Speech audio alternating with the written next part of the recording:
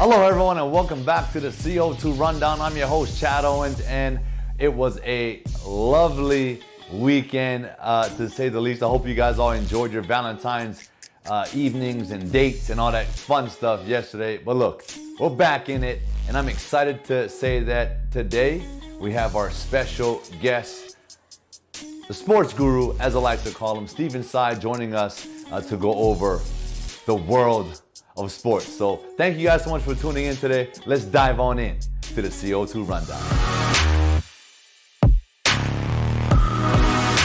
Hey, Stephen Tsai, the sports guru, as I like to call you, man. Thanks again so much for joining us here in the CO2 Rundown.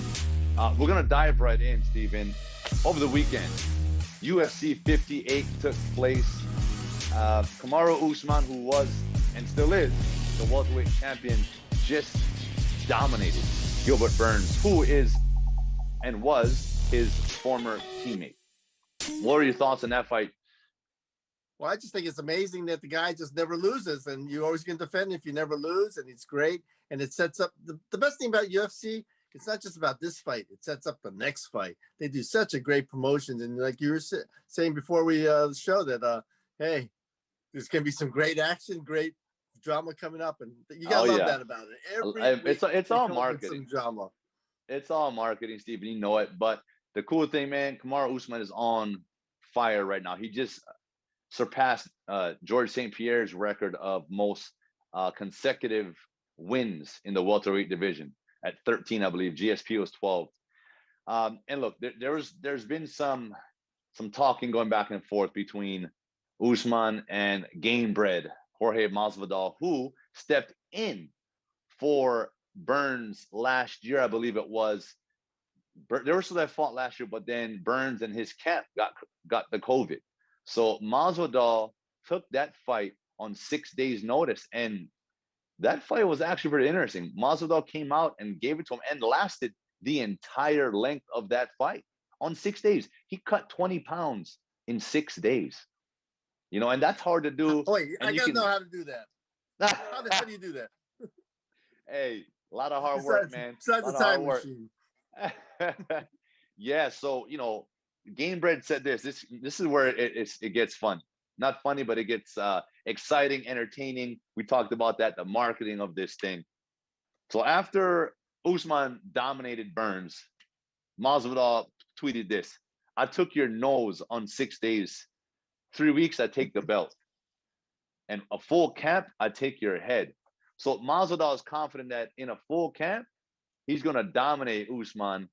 And I don't know. I mean, Usman's a very, very talented fighter that did also do some talking. And Usman quoted this. And this is where he went into like he was the law. He said, "Anything you say can and will be used against you when you step inside that octagon with me." I love that, man. And what they're setting up here, Stephen, is beautiful. They're setting up the tough, the ultimate fighter. I saw Dana White talking about Usman, Masvidal. So this is part of the marketing, I love it. It's like every competitor in UFC is Muhammad Ali. It's beautiful. I love the trash talking. I love it, man. I love it, man. That's what helped what's his name? McGregor climb the ranks. Just he's an unbelievable promoter, right? For the sport. He's a great ambassador for the sport. So it's all great, man. But yeah, look, it was an awesome weekend of fights. We also had a local boy, Pitola, who was doing a great job throughout the whole fight, and at the end just kind of slipped a little bit and got choked out. But he did a great job, man. Coconut Bombs as his nickname. So looking for him to rebound from that fight. Anyway, look, we're gonna move on, Stephen. Let's jump into the MLB spring training starting, getting fired up. So last year, because of COVID, they had to play a condensed 60-game season. What are they saying this year? It's going to be longer. It's going to be better, more back to normal and everything. And that's the way it should be. And it's going to get a fuller thing. I think everyone just got a little caught off guard by the COVID thing last year because they're about gearing up. And then all of a sudden things just, condensed. Now you're going to safety protocols. You're going to quarantines and things like that. Did a great job of getting that off. Great job of getting a World Series and everything off. Now let's see how far you can go. And I think the NBA is kind of seeing a little bit now. NBA had to adjust to a smaller schedule. So now they're trying to see how they can go the longer way. So Yeah. Yeah. all They about have the the same thing. experience, right? Yeah. They kind of know what worked, what didn't work. And I think they set themselves up nicely for success. And I just feel like it's always this way, Stephen.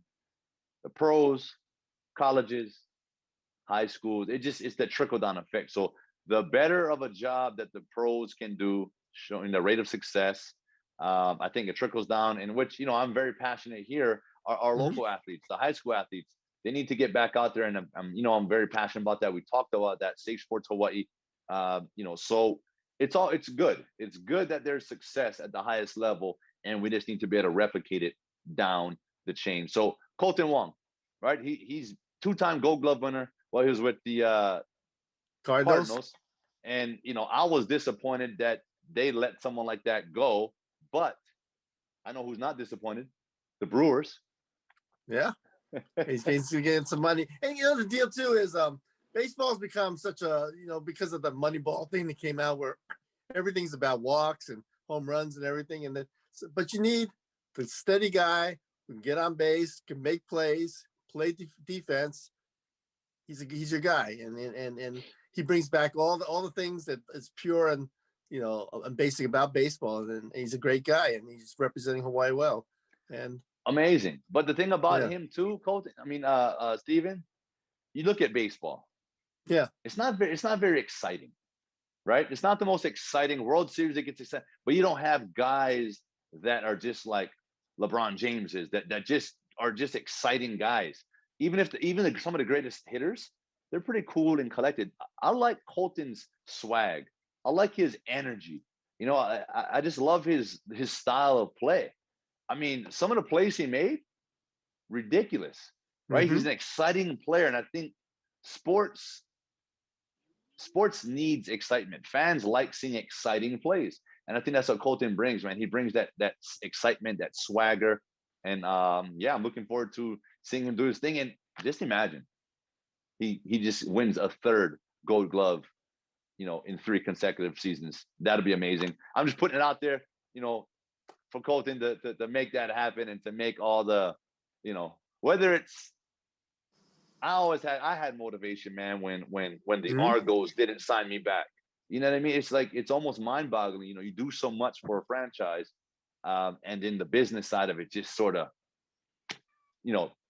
just kind of trumps everything. Which that's the one thing about pro sports to me that sort of gets in the way of it sometimes. But it is what it is. You got to play the game too, right? You got to play the business side. You got to understand it, and the sooner you can recognize that as an athlete, I think the more mentally you'll be prepared when those times come. Yeah, and you gave your best, and this is loyalty. He gave as loyal as you could be. Now you got to find a new loyalty. Yeah, exactly. You always want to go to a place where you're wanted, and that's Mm-hmm. it. That's where he's at right now. So he's going to excel. He's going to have a great season. Congrats, Colton, and good luck, man. All right, the Daytona 500, one of the biggest, sporting events in sports, in the racing game, wasn't all that, this past week, right? Tell us Right. about that. What happened? Well, I mean, because the weather and everything wasn't great, but why do we really watch racing? You want to see the crashes. You don't want anyone to die. You don't want anyone to get hurt. You want to see the crashes, and you want to see great finishes. They had crashes at the final lap, and they had a great finish. And you know who wins it? A guy who never wins it. It's like it's your first game and you win a Super Bowl or something. He won it. He won the big thing. His name is Michael Michael McDowell. McDowell. They call him Hey, if you didn't McDriver know, because now you know. yes, he did it. He's there. He's not leading. They all crash, and all of a sudden he's ahead. He finishes it. Great win. The guy got, I believe, 357 races without a win.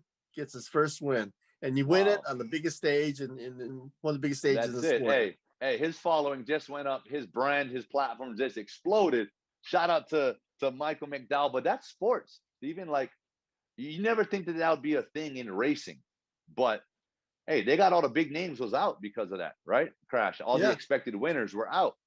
In sports, things happen. Adversity, injuries.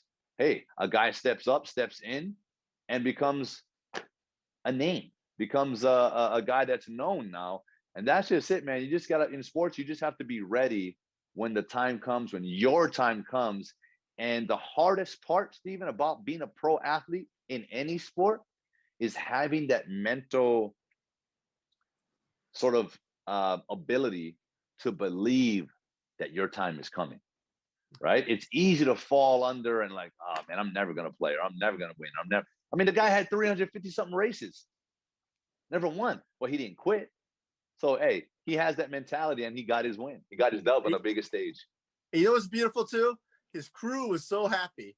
And you think about it, it's a driver, but it's a team. It's the crew that puts it together and everything. There's a great crew. They're the happiest people. And that's kind of like your kind of career, man. There is no Chad Owens without Al Ganoza, without Brian Wong, without Eric Okazaki. I mean, all these guys. Yeah. The trainers, everyone that helped keep me together. Right? It's the coaches, the training staff, everyone that helps keep things together. It's huge. And one of the things that fascinates me the most, even about these races and the Indy 500s, the Daytona 500, the NASCAR, it's the team when they come and do those tire switches. Yeah, they jack them up, take the tires off. Like, how are they doing that so quick? Well, reps and touches, practice. They do it. That's one of the most amazing things that I witnessed is what do they call that? The when they pull off the pit stop. The pit stop. Thank you. The sports guru. That's why you're the sports guru. The pit stop is one of the most amazing things to me. You know, I thought Jiffy Lube was fast, but you watch those guys. They can go through. They go. Are we shouting out Jiffy Lube? Jiffy Lube is my people, but they're faster than Jiffy Lube. Yeah, a lot faster. And let's just finish with this, Stephen. You brought up something that to me is a little disappointing. You know, the Big West decided to forego women's volleyball because they're considering it a winter sport. Meanwhile, other conferences, women's volleyball are going. Men's are playing the Big West. What's up with that? Well, because they're actually a fall sport, and then it got canceled because of the pandemic, and then everyone is restarting and playing women's volleyball. But because everyone except Hawaii in the Big West is a California school, that there's such a problem in California, they decided, okay, no women's volleyball for the Big West this year. But then you see other leagues like the Mountain West, which has 3 schools in California, and they're playing women's volleyball. It doesn't seem right, especially now that you see the men's volleyball team is going to start opening the season next week. It just seems that it would have been nice, you know, and a little bit fair to have had women's volleyball, especially since it shows you can play the sport safely, even in areas that are high risk. Exactly. I totally agree with that. So, hey, for you guys that are watching, listening here, you know, leave us a comment, let you know what you think. Yeah, I don't think it's fair. I think they should have tried a way to figure it out. There's ways, man. If there's a will, there's a way. And I wish they would have, you know, done something about that. But hey, to all the women, volleyball in the Big West is out right now. Stay positive, stay up. And with that, Stephen, it is Monday. It's Motivation Monday. I hear you might have something to motivate us with. No, I'm asking you. I thought you were going to tell me you had some motivational speech. No, hey, I'm always motivated, but I want Stephen Tsai. I want the sports guru to give us a motivational quote. What's your favorite motivational quote, Stephen, is there something you live by? Or is there something you take on a day to day? You know, hey, it's Monday. How do you get yourself going for the week? What's the quote, man? Or is there an original that Stephen Tsai can give us today? Because I'm old and, you know, getting up every day is like a challenge, and I'm grateful for that. But my thing is just be grateful. And, you know, someone also told me, because there are a lot of haters now in the world and everything. Someone always told me that there's enough success for everybody. You don't have to be jealous about other people. There's enough success for you and other people and for yourself. And don't be jealous of other people. Don't be hating on other people. There's enough success and joy and gratitude in the world for everybody. Everybody can succeed. Hey, Stephen, I got a mic here. I'm just going to do this. I'm just dropping a mic. Hey, that is an unbelievable quote. Stephen, thank you so much for joining us today. And guys, there's enough success for everyone. I love it. Stay working, guys. And we'll see you guys again soon. Stephen, thanks again so much for joining us on the CO2 Rundown. Thank you. Aloha. Right on, Stephen. Thanks again so much for joining us. Always appreciate your insight in sports, and thank you for that motivation. Motivational Monday. Every now and then we like to throw out a quote to get the people fired up, ready to attack the work week.